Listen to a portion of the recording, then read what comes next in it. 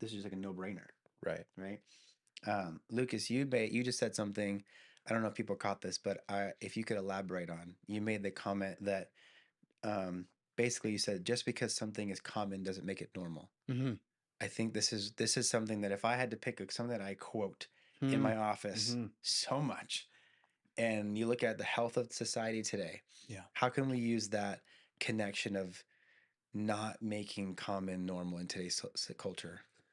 I think it's to realize like how far we've fallen and that just you got to start with some statistics and they can get pretty intense, but like the common number of prescriptions that someone over the age of 60, I believe, is like they fill 12 prescriptions a year. And that's just like, "Oh, I'm only doing 11." Like, "Yay." It's like, "No, that is so abnormal." And common is for almost half of the United States to be overweight or obese. Mhm. So if I'm going in and I'm not obese, that's yay me. But it's not good enough because we've fallen so far. You take a look at the pictures just with weight gain of uh, the photos of people at the beach back in like the 50s and the 60s. There was no obesity, like health was normal.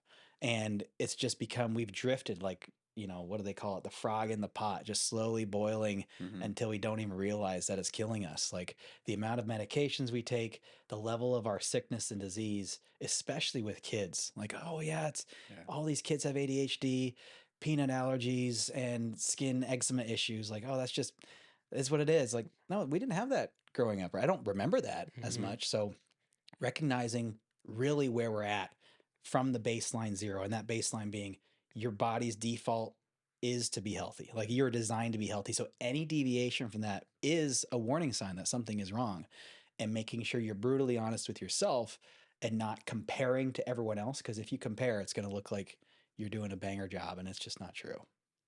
I would even say like who are you comparing to, like you Yeah. said? Because if I'm comparing myself, like you're saying, to a sick culture, and I'm doing better than the majority of people who are on lots of medications and sick, well, the bar is set so low. Yeah.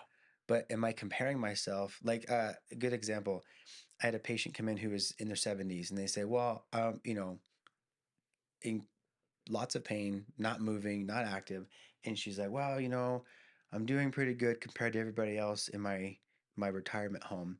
And I go, "What if you compared yourself to the 70-year-old that's still doing marathons?" Yeah.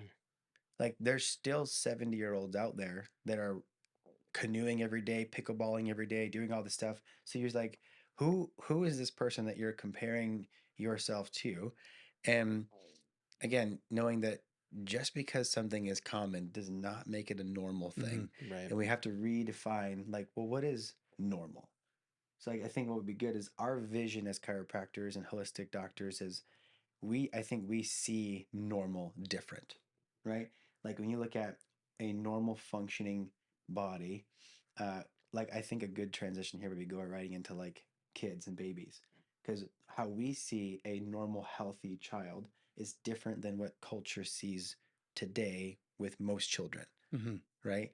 So like Matt, you have a little baby, Mm. and all of us had kids, but you look at your baby, and what do you think separates his health from most babies today that probably are struggling with health? Yeah, this one it hits home because it's such a new baby, and you guys have been through the process before. Yeah. How But old is I'm your baby again? 7 months.